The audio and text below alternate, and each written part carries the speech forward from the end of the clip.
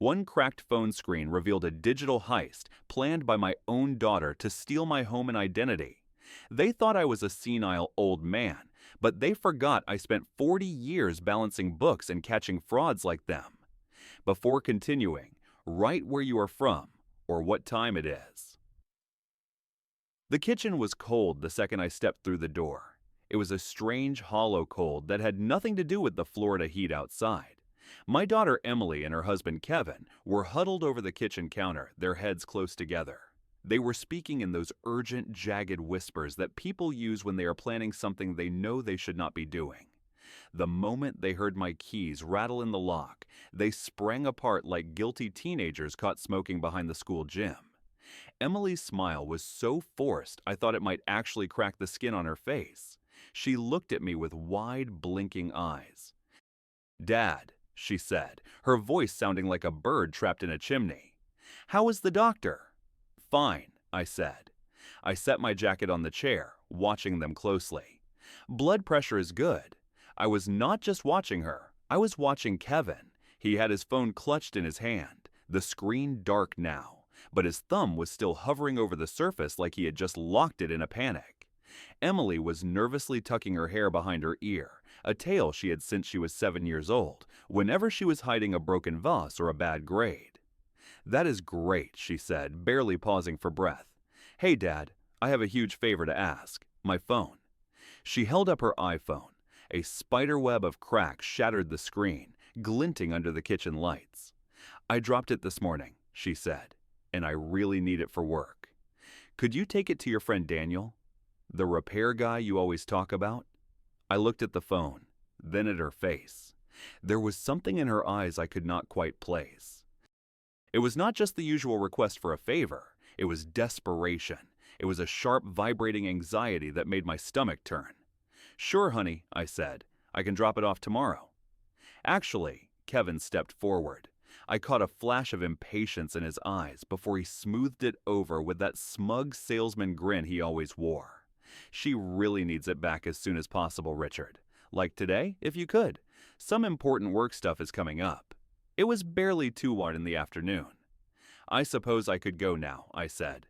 Emily practically shoved the phone into my hands. "You are the best," she said. "The best." I had heard that a lot over the last 5 years, usually right before they needed me to cover the grocery bill or pay the electric company. I walked out to my car, the cracked phone heavy in my pocket. I had been an accountant for 40 years. I knew how to read people, and I knew when the numbers did not add up. Right now, my own daughter was looking like a massive discrepancy I could no longer ignore. I drove toward downtown Orlando, passing the coffee shop where the smell of burnt espresso usually made me smile. Not today. Today, the air felt thick and heavy. I walked into Daniel's repair shop, the bell chiming above the door. Daniel looked up from a laptop, his reading glasses perched on the tip of his nose. "Richard, good to see you," he said. "What brings you in?" I held up the phone. "My daughter's," I said. She dropped it. He took it from me, turning it over in his hands. "Yeah, I can fix this. Give me about an hour to run diagnostics and order the screen. I will grab a coffee and come back," I told him. I spent 20 minutes at the shop next door, staring at the sidewalk. I thought about how Emily and Kevin had moved in 5 years ago for a couple of months and never left.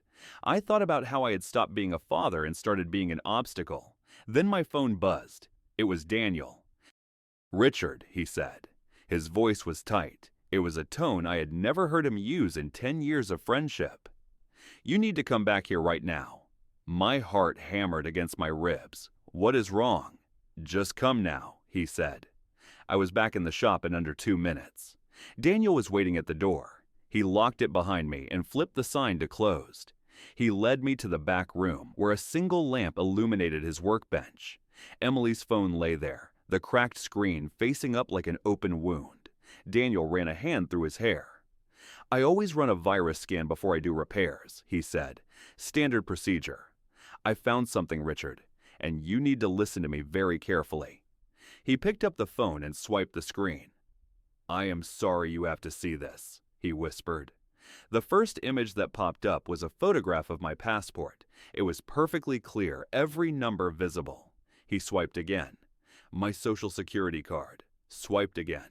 My driver's license, front and back. Then came the credit cards. 3 different cards I did not recognize, all with my name on them, photographed from both sides. I felt the blood drain from my head. Daniel swiped to the text messages. They were between 2 contacts saved as E and K. The message on the screen read, "Credit app submitted. Should be approved by Friday." The reply came a second later. Perfect. The old man has not noticed anything yet. I leaned against the workbench, the room tilting. My own daughter had turned her phone into a dossier of my life, a toolkit for my destruction. Daniel looked at me, his face pale. "Richard," he said, "you need to call the police." The words felt like lead. Call the police. I stared at the screen, at the words the old man. I was 67 years old. I had worked double shifts to pay for Emily's college. I had sat in the front row at her wedding and cried because I thought she was happy. Now she was counting down the days until she could finish stripping me bare. "Can you make copies of this?" I asked. My voice sounded like it belonged to a stranger, cold and distant. "Already did," Daniel said. I backed up the whole phone to an encrypted drive. I figured you would need evidence. I pulled out my own phone. I did not call Emily. I did not call the house. I called a number I had saved from an old audit case years ago. "I need to make a report," I said when the dispatcher answered. Detective Margaret Thompson arrived at the shop within the hour. She was a woman in her early 50s with eyes that had seen every version of human greed there was. She sat at the workbench and scrolled through the images Daniel had found. She did not say a word for 5 minutes. "Mr. Foster," she said finally, looking up at me, "I am not going to sugarcoat this. Family fraud cases are messy. We can investigate, but proving intent can be a mountain to climb in front of a jury. They will say they were just helping you manage your affairs." "Helping me?" I pointed at the screen. "They are talking about selling my house." The message on the screen was from Kevin. "2 more months and we can move on the house. I found a realtor who will work fast." Thompson sighed. "I hear you. But for a criminal conviction, we need a pattern. We need to show they were not just thinking about it, but actively executing it. We need the bank records for those credit cards. We need to see where the money went." "How long?" I asked. "Weeks, maybe months," she said. I looked at Daniel, then at the phone. "I am an accountant," I said. "I spent 40 years catching people like Kevin. If you need a pattern, I will give you a pattern." Thompson leaned back. "What are you saying?" "I am going to take this phone back to them," I said. "I am going to pretend I saw nothing. I am going to let them think I am the same clueless old man they have been mocking at dinner." "That is dangerous, Richard," Daniel whispered. "It is necessary," I replied. "If they think they are winning, they will get sloppy. They will leave a trail a mile wide. I want them to hang themselves with their own spreadsheets." Thompson watched me for a long moment. "Document everything," she said. "Every interaction, every suspicious move. If they ask you to sign anything, do not do it. Call me first." I left the station 2 hours later. The sun was setting over Orlando, casting long orange shadows across the road. I drove home slowly, my mind racing. I began to reframe every memory of the last year. The credit card statement Emily had snatched away, claiming it was a computer glitch. Kevin photographing my license, saying it was for insurance. The bank password reset I had never requested. It was not a series of accidents. It was a heist. When I pulled into the driveway, their cars were already there. My heart hammered against my ribs, but I forced my breathing to slow. I hung my keys on the hook in the hallway, the same hook I had installed 30 years ago. "Dad!" Emily called from the kitchen. Her voice was too bright, like a fluorescent light. "How did it go? Can Daniel fix the phone?" I walked into the kitchen. They were both there, sitting at the table. I saw the way their eyes darted to my hands, looking for the device. "He needs to order a part," I said, keeping my voice level. "Said it will be a week, maybe 2. Some special component has to come from overseas." Emily's face twitched. "A week?" she whispered. "Technology," I said with a shrug. "You know how it is. These phones are so complicated now. I remember when you could just buy a new battery for $20. Kevin snorted. That is the problem with your generation, Richard, always complaining about progress instead of adapting. I looked at him. I looked at the new watch on his wrist, a watch he certainly could not afford on a $0 salary. I looked at the way he leaned back in my chair, in my house, acting like he owned the air I was breathing. You are probably right, Kevin, I said. I am just an old-fashioned guy. I made myself a sandwich, my hands steady even though my skin was crawling. I sat down at the table with them. I watched Emily's hands. They were shaking as she cut the vegetables. She kept glancing at Kevin, looking for direction. "Everything okay, Dad?" she asked. "You seem quiet." "Just tired," I said. I took a bite of the sandwich. It tasted like cardboard. "Say, Kevin, I have been thinking about what you said the other night, about the house." Kevin's fingers paused on his laptop. "Oh yeah? Maybe you're right," I said. "This place is getting to be a lot for one person. I should probably talk to a financial advisor, get my affairs in order." The change in the room was instant. The air grew thin. Kevin's attention was fully on me now, his eyes sharp and predatory. "That is actually smart thinking, Richard," he said. "Very responsible. I might even update my will," I continued. "Make sure everything is clear just in case." "Dad, don't talk like that," Emily said, but her eyes were gleaming. I finished my sandwich and stood up. "I am going to turn in early," I said. Long day. I went upstairs and locked my door. I sat on the edge of my bed in the dark. I could hear them downstairs, their voices muffled but urgent. They were celebrating. They thought the old man was finally giving up. They thought the vault was open. They had no idea that I had just started the clock. The next morning, the game truly began. I woke up at 6 a.m. and sat at my desk. I opened a fresh notebook. I began to list every cent I had. I checked my retirement accounts, my savings, my pension. Then I checked the things they did not know about. I had a small investment account I had started 30 years ago and never touched. The balance was $180,000. I went downstairs for coffee. Kevin was already there, scrolling through his laptop. He didn't even look up when I entered. "Morning, Kevin," I said. "Morning," he muttered. I sat at the table and opened a bank statement I had intentionally left in my pocket. I made sure to let it crinkle loudly.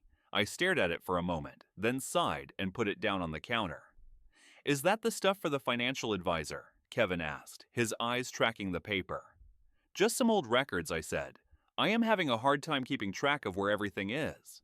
My memory is not what it used to be." I watched him. I saw the way he licked his lips. I went into the living room to read the paper, but I positioned myself so I could see the kitchen through the reflection in the hall mirror.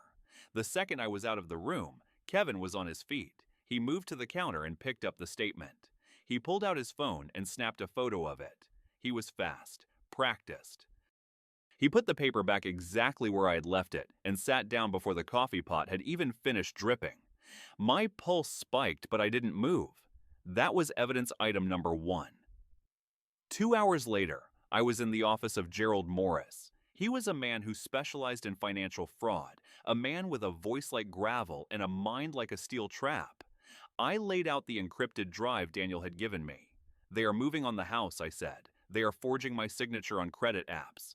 Gerald reviewed the files. His face remained a mask of professional calm, but I saw his jaw tighten. "This is systematic, Richard. They aren't just stealing, they are erasing you. They want you declared incompetent so they can take the equity in this home. How do we stop them?" "We don't just stop them," Gerald said. "We trap them. If we sue them now, they will disappear. They have no assets. You will never see a dime of what they have already taken. But if we let them proceed under controlled conditions, we can build a case for elder exploitation. In Florida, that is a first-degree felony." "I want them to feel it," I said. "I want them to feel the moment the floor disappears." "Then we need to feed them," Gerald replied. "We need to give them a target they cannot resist." I went home and played my part. For the next 3 days, I became the perfect victim. I would leave my glasses in the refrigerator. I would ask Emily what day it was 3 times in 1 hour. I would pretend to forget if I had taken my heart medication. I saw the way they looked at each other. It was a look of pure, cold triumph. They thought my mind was rotting. They thought the house was already theirs. On Thursday, I received a call from my bank, a password reset request. I told the representative to allow it, but to flag every transaction for Detective Thompson.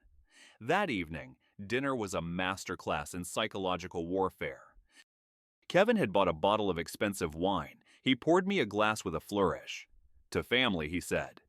"To family," I echoed, watching the red liquid swirl in the glass. "Richard, we have been thinking," Kevin said, leaning forward. "Emily and I found some brochures for some really top-tier senior living communities, places with golf courses, five-star chefs. You would be so much more comfortable there than dealing with this big house." Emily reached across the table and squeezed my hand. "We just want you to be safe, Dad. You have been so forgetful lately. It worries us." I looked at her. I looked at the daughter I had raised alone after her mother died. I looked at the woman who was currently trying to put a price tag on my life. "Maybe you are right," I whispered. I don't know if I can afford a place like that." Kevin smiled. "Don't you worry about the money, Richard. We will handle the sale of the house. We will make sure you are taken care of." I nodded slowly, looking like a man who had finally broken. "I'll think about it," I said. The second I went upstairs, I heard the cork pop on a second bottle of wine. I heard them laughing. I heard Kevin say, "It's almost over. We are going to Miami by Christmas."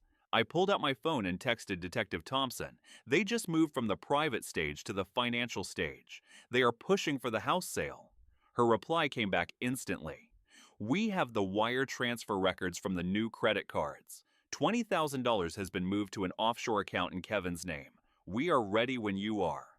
"Not yet," I typed. "I want the guardianship papers." I knew Kevin. He wouldn't just be happy with the house. He wanted total control. He wanted to make sure I could never speak up, never tell a judge what they had done. He would try to have me declared legally incompetent. And that was the moment I would snap the trap shut. The following week was the longest of my life. I lived in a house full of ghosts and vipers. Every time Emily hugged me, I felt like a snake was coiling around my ribs. Every time Kevin offered to help me with the mail, I saw him for what he was, a parasite in a designer suit. I spent my afternoons at the public library meeting with Gerald in a quiet corner. We were finalizing the counteroffensive. "I have moved your real assets into a revocable living trust," Gerald said, sliding a pen toward me. "I am the sole trustee for now. Even if they get a judge to declare you incompetent, they cannot touch this money. It is legally invisible to them." "What about the house?" "I have filed a notice of interest," he said. "It creates a cloud on the title. They can try to sell it, but no title company will clear the transaction without my signature. They are going to hit a wall they didn't even know existed." I signed the papers, my hand steady. I was no longer a victim. I was an auditor, and I was about to close the books. When I got home, the house was quiet. Too quiet. I walked into the kitchen and saw a letter sitting on the counter. It was from a law firm I didn't recognize, Johnson and Associates. I opened it. It was a petition for guardianship. The language was cold, clinical, and devastating. It claimed that I, Richard Foster, was suffering from advanced cognitive decline. It cited my confusion, my memory loss, and my inability to manage my own finances. It requested that Emily Foster and Kevin Larson be appointed as my legal guardians. They had used my own performance against me. Every time I had faked a senior moment, they had been taking notes. I sat at the table, the paper shaking in my hands. It was one thing to know they were stealing. It was another thing to see them try to legally erase my humanity. "Dad?" I looked up. Emily was standing in the doorway. She wasn't smiling anymore. She looked at me with a cold, distant pity. "We had to do it," she said, "for your own good. You aren't yourself anymore." I looked at the paper, then at her. "You want to lock me away?" I asked. "In my own house?" "We aren't locking you away," she said, her voice sharpening. "We are protecting you. Kevin has found a buyer for the house. We are going to use the money to get you the best care possible." Kevin walked in behind her, his hands in his pockets. He looked smug. He looked like a man who had already won. "It is for the best, Richard," he said. Just sign the consent forms. It will make the hearing much easier. No need to involve the courts more than necessary. I looked at the forms. I looked at the line where I was supposed to sign away my life. No, I said. Kevin's face darkened. Richard, don't be difficult. You know you can't handle this anymore. We have evidence. We have photos of you leaving the stove on. We have logs of your confusion. I stood up. I am not signing anything, I said. I will see you at the hearing. I walked past them, my heart thundering. I went to my room and called Thompson. They served the papers, I told her. Good, she said. We just got the final piece of the puzzle. The bank forensics team found the digital signature software on Kevin's laptop. He didn't just forge your name, he built a template for it. The hearing was set for Tuesday morning at the downtown courthouse. On Monday night, I sat in my living room looking at the photos on the mantle. Emily as a little girl. Emily at her graduation. I took them down one by one and put them in a box. The house felt like a tomb. I could hear them whispering in their room, probably planning what they would buy with the equity from my home. At 3:00 a.m., I got up and walked to the kitchen. I looked at the hook in the hallway. I looked at the floorboards I had polished for 30 years. I realized then that I didn't want the house anymore. It was tainted. It was full of the rot they had brought into it. I just wanted the truth to be loud. Tuesday morning was bright and clear. I put on my best suit, the one I had worn to Emily's wedding. I drove to the courthouse alone. I met Gerald in the lobby. He looked at me and nodded. "Are you ready?" he asked. "I have been ready for 40 years, I said. We walked into the courtroom. Emily and Kevin were already there, sitting with their lawyer. They looked polished, professional, the picture of concerned family members. They didn't even look at me. The judge entered. Judge Patricia Morrison. She was a woman who looked like she didn't tolerate nonsense. She opened the file on her desk. "This is a hearing regarding the petition for guardianship of Richard Foster," she said. Emily's lawyer stood up.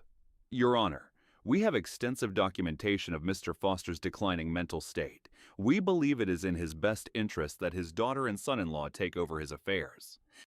The lawyer began to read the list of my faked mistakes. He showed photos of the stove. He showed a log of the times I had forgotten my own address. Judge Morrison looked at me. "Mr. Foster, do you have anything to say?" I stood up. My legs felt like stone, but my voice was clear. "Your Honor," I said, "I would like to introduce a different set of evidence." I looked at Gerald. He stood and walked to the prosecutor's table. He handed a folder to the bailiff. "What is this?" the judge asked. "This, Your Honor, is the record of a 6-month investigation into identity theft, forgery, and financial fraud committed by the petitioners," I said. The room went silent. I saw Emily's head snap toward me. I saw Kevin's face go gray. "I am not the one who is confused," I said, my voice echoing in the wood-paneled room. "I am the one who caught them." The silence in the courtroom was so heavy it felt like it was pressing the air out of the room. Emily's lawyer looked at his clients, his mouth hanging open. Kevin was staring at me, his eyes wide and panicked. "Your Honor, this is highly irregular," the lawyer stammered. "This is a guardianship hearing, not a criminal trial." Judge Morrison ignored him. She was reading the documents Gerald had provided. She looked at the photos of the credit cards. She looked at the text messages from Emily's phone. "The old man won't notice," the judge read aloud. Her voice was like ice. "Just 2 more months and we sell the house." She looked up at Emily and Kevin. Her gaze was enough to wither a stone. "Is this your handwriting?" she asked, pointing to a forged signature on a $45,000 loan application. Kevin tried to stand up. "Your Honor, that is out of context. We were just trying to, Sit down, Mr. Larson," the judge barked. She turned to the back of the room. "Detective Thompson, please approach." Thompson walked forward, her boots clicking on the floor. She laid a second folder on the judge's desk. "Your Honor," she said, "the state has been monitoring these accounts for weeks. We have evidence of over $20,000 in fraudulent transactions. We also have a confirmed forensic match for a digital forgery template found on Mr. Larson's computer." Emily started to cry. It was a loud, gasping sound. "Dad, please," she sobbed. "We were in trouble. We just needed a little help." I looked at her. I didn't feel the surge of pity I expected. I just felt tired. "You didn't ask for help, Emily," I said. "You tried to erase me. You tried to take my house and my name and my dignity while I was sitting across the table from you eating dinner." Judge Morrison slammed her gavel down. "I am dismissing this petition for guardianship with prejudice," she said. "Furthermore, based on the evidence presented by the state, I am ordering the immediate arrest of Emily Foster and Kevin Larson for elder exploitation and identity theft." The bailiffs moved in. I watched as they cuffed Kevin. He didn't fight. He just looked like a deflated balloon. When they reached for Emily, she screamed. "You can't do this," she yelled, looking at me. "I'm your daughter." I stood there as they led them out of the room. I watched the doors swing shut behind them. The courtroom emptied out until it was just me, Gerald, and Detective Thompson. "You okay, Richard?" Thompson asked, putting a hand on my shoulder. "I'm fine," I said. I walked out of the courthouse and into the bright Florida sun. I felt lighter than I had in years. The house was still there, but it wasn't mine anymore. I called a realtor on the way home. "Sell it," I told her. "I don't care about the price. Just get it gone." I spent the next week packing my life into boxes. I found the $180,000 in my investment account and moved it into a new secure fund. I bought a small condo overlooking the lake, a place with a balcony and a lot of sunlight. 3 months later, I sat in the courtroom for their sentencing. Kevin got 4 years. The judge didn't buy his excuses for a second.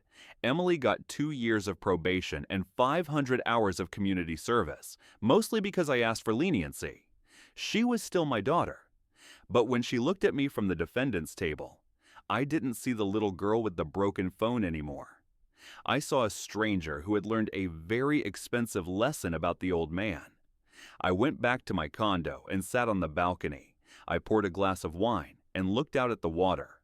My phone buzzed. It was a text from Daniel. "Books balanced?" he asked.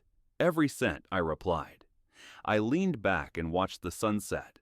For the first time in 67 years, the numbers finally made sense. I was alone, but I was free.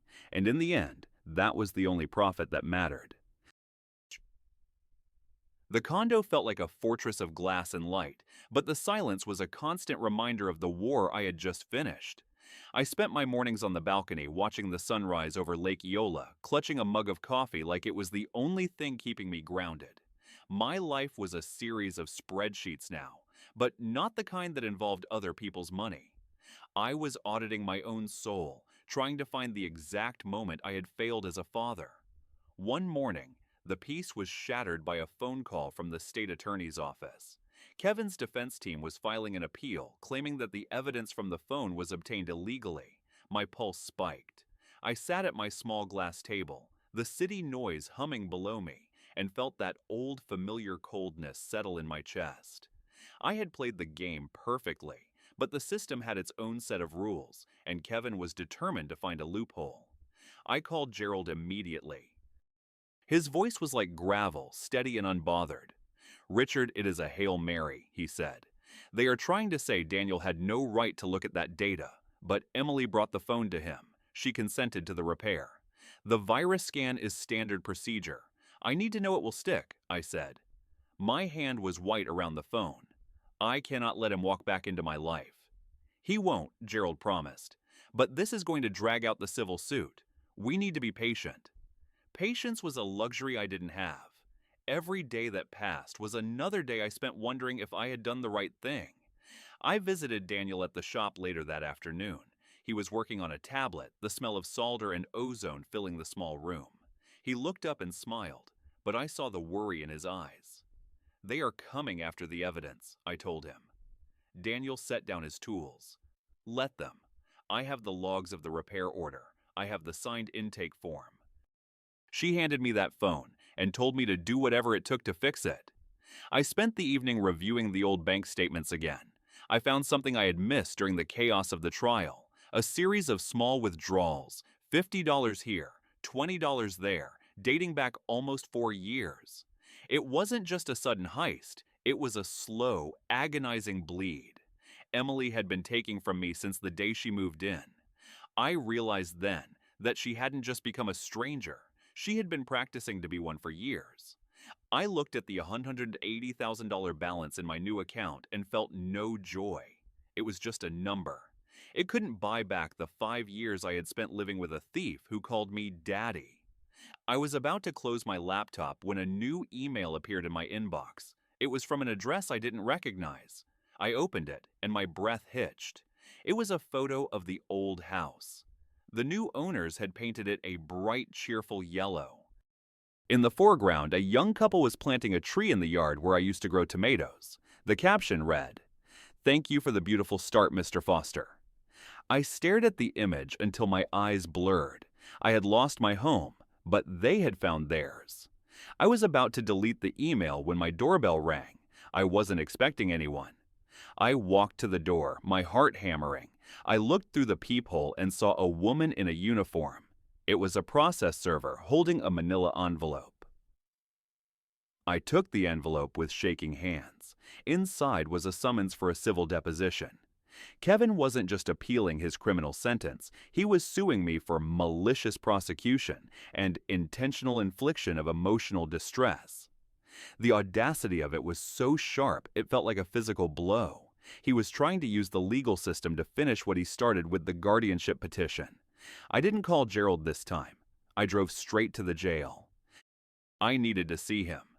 The visiting room was a bleak, windowless box that smelled of industrial cleaner and desperation. Kevin sat behind the glass, wearing a rough orange jumpsuit that made his pale skin look sickly. He didn't look like the smug salesman anymore. He looked like a cornered animal. "You have a lot of nerve," I said, the receiver cold against my ear. Kevin smirked, a ghost of his old arrogance returning. "I have nothing to lose, Richard." "But you? You have that shiny new condo and all that money you hid from us. By the time my lawyers are done, you'll be living in the senior home you were so afraid of."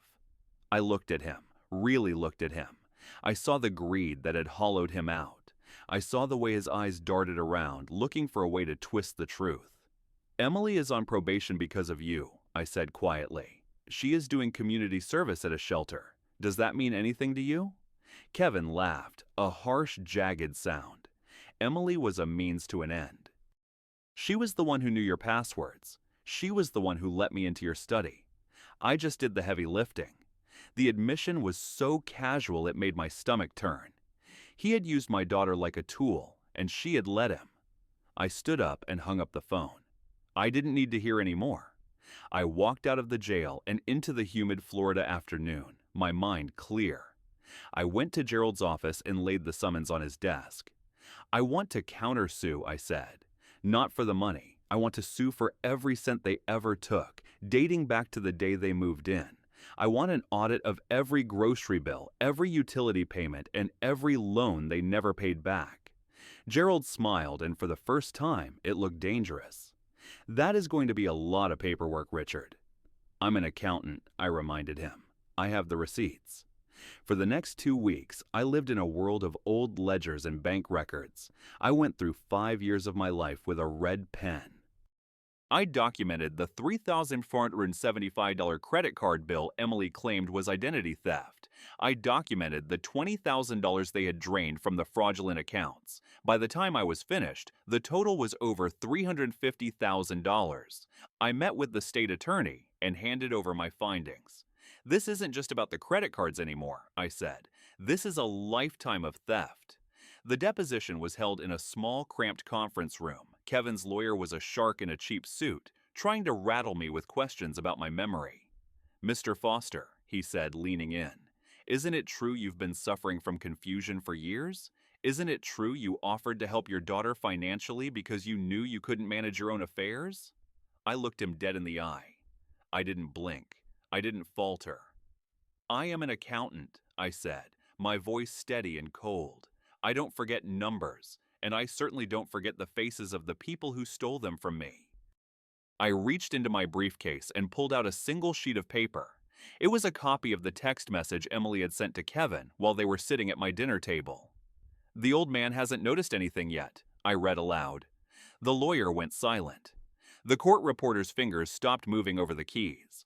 I leaned across the table, my shadow falling over the legal pads. "The old man noticed," I whispered. "And now, the old man is calling in the debt." The fallout from the deposition was swifter than I expected. Kevin's lawyer dropped the civil suit within 48 hours. The evidence of long-term fraud was too overwhelming, and the risk of additional criminal charges for Kevin was too high. But I wasn't done. I had one final book to balance.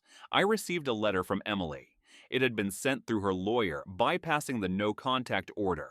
It wasn't an apology, it was a plea. She was struggling to find work with a criminal record. She couldn't pay her rent. She was asking for a loan from the investment account she had seen on my kitchen table. I sat on my balcony, the letter fluttering in the lake breeze. She still didn't get it. She still saw me as an ATM with a heartbeat. I didn't reply to the letter. Instead, I called the shelter where she was doing her community service. I spoke to the director, a tired woman with a kind voice.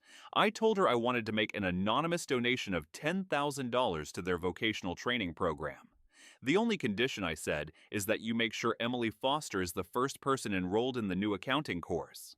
The director was confused, but she agreed. I hung up the phone and felt a strange, hollow peace. I wasn't giving her money. I was giving her the one thing I had tried to give her for 20 years, a way to earn a life instead of stealing one. A month later, I was at the grocery store when I saw her. She was standing in the checkout line, wearing a faded uniform from a local diner. She looked tired, her hair pulled back in a messy knot. She didn't see me. She was carefully counting out coins to pay for a gallon of milk and a loaf of bread. I watched her for a long moment from behind a display of cereal boxes. I wanted to run to her. I wanted to tell her I was sorry. I wanted to take the coins from her hand and pay for the whole cart. But I didn't move. I remembered the text messages. I remembered the guardianship papers. I remembered the way my own house had felt like a prison.